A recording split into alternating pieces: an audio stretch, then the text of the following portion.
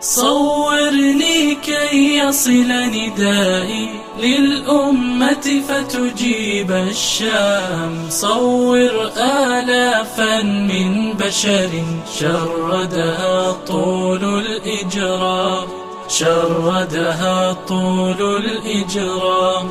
صورني كي يصل ندائي للأمة فتجيب الشام. صور آلافا من بشر شردها طول الإجرام، شردها طول الإجرام. أخبرهم أننا إخوتهم ونعانق دين الإسلام. صور يا عمي خيمتنا إن بقيت في الثلج خيام.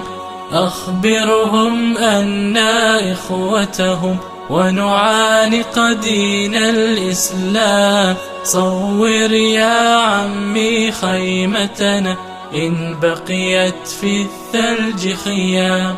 لا موقد نار يدفئنا، لا حطبا لا بعض حطام. قرب عدساتك من صحني، كيف خلا من أي طعام، كيف خلا من أي طعام. هل تعقل أننا من فقر لا نجد الخبز لأيام؟ هل تصل الكاميرا يا عمي لتسجل صيحات عظام؟ هل تقدر أن تصف عذابي أو تنقل صوت الأسقام، أو تسمع آهات فؤادي وتبلغ عنه الأقوام؟ الدم يتجمد في عرقي ويجمد معه الأحلام. أتوارى عن أمي وأبي لأخفف بعض الآلام، فالعجز يقيد أيديهم حتى ضحوا كالأيتام، حتى ضحوا كالأيتام. لم تكن المأساة الأولى بل خطب 3 أعوام. أعلم أن الأمة تجهل حالي يا رجل الإعلام.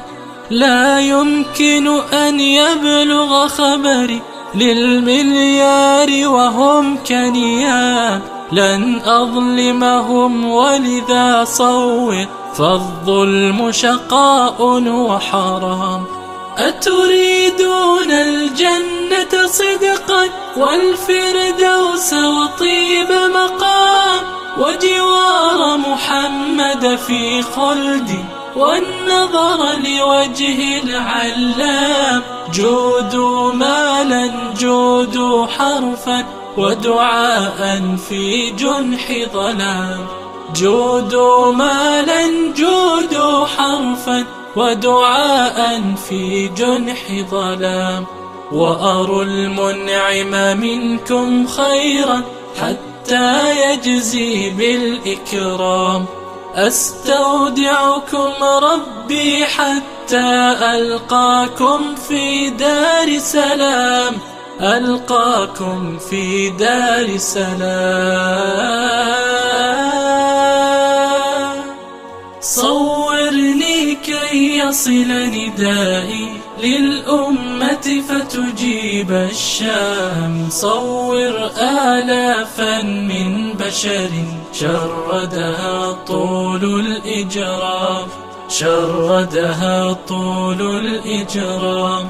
صورني كي يصل ندائي للأمة فتجيب الشام. صور آلافا من بشر شردها طول الإجرام، شردها طول الإجرام.